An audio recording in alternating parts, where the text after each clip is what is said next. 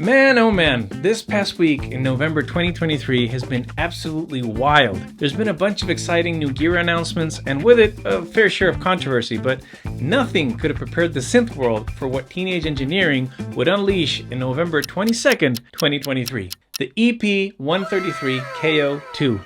A successor to the beloved pocket operator that somehow, in the middle of a worldwide economic recession, managed to sell out in a little over 24 hours. And just in case you're wondering, yeah, I did manage to buy one and it'll be here on Tuesday. So I'll be telling you all about it on this channel very soon.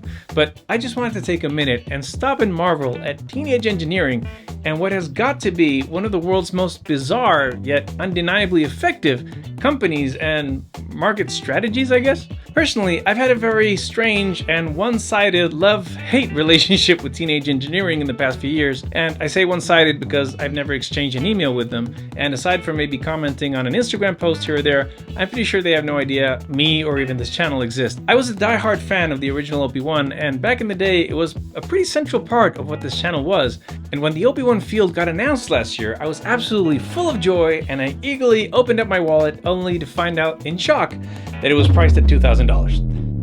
This, you might say, did not sit well with me, and at the time I actually made a rant video venting my outrage, and of course, as with any rant video, it was doing pretty well in views, but when I started noticing the anger and the frustration in the comments, I realized this wasn't really the type of video I wanted my channel to be associated with.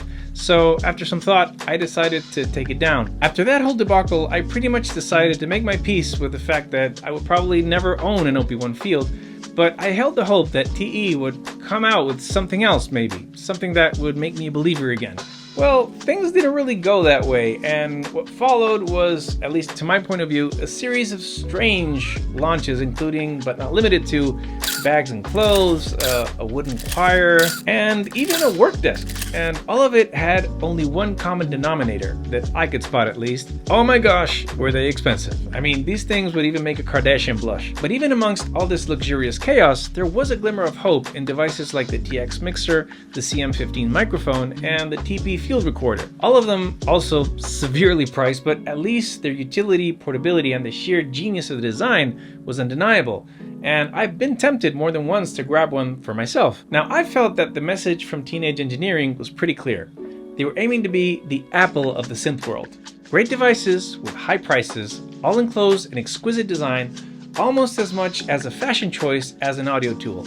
And that's pretty much where I left it. I finally came to terms that Teenage Engineering, a company that I had loved and cherished for many years, was first and foremost a design company that occasionally made audio gear. And I thought I was done with it. But then last Wednesday came around and they unveiled this thing, and it was compact and it was beautiful and the screen was popping, the buttons were clicky, and I saw the Andertons video and was absolutely in love.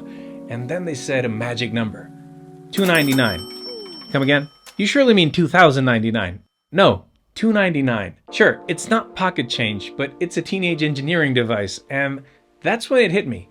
The reason why, in a market full of amazing groove boxes in the same price range and discounted for Black Friday, this one set the world on fire. Well, if you think about it, Teenage Engineering, for the better part of a year, have been telling you that they are out of the common man's league. They've been telling you that they're the Ferrari of the synths. They're telling you they're so good that just a desk with their logo printed on it, it's gonna cost you $200. They're that premium. So when they announce a groove box that looks fun, seems intuitive, colorful, and just plain joyful, and all of that for the lowly cost of $299, how are you not gonna jump on this amazing value? Whatever your feelings are about Teenage Engineering or the value of their products, you gotta give it to them. They sure know how to sell their toys. And at least in my case, it absolutely worked. And I'm grinning like an idiot all over again. Now, of course, once this initial hype finally dies down, time will tell if the KO2 is really up to snuff and it stands the test of time. Till then, I'll be telling you all about it as soon as it gets here. As always, I thank you so much for watching. I hope you found this video useful or at least entertaining. Have a great week. See you next time.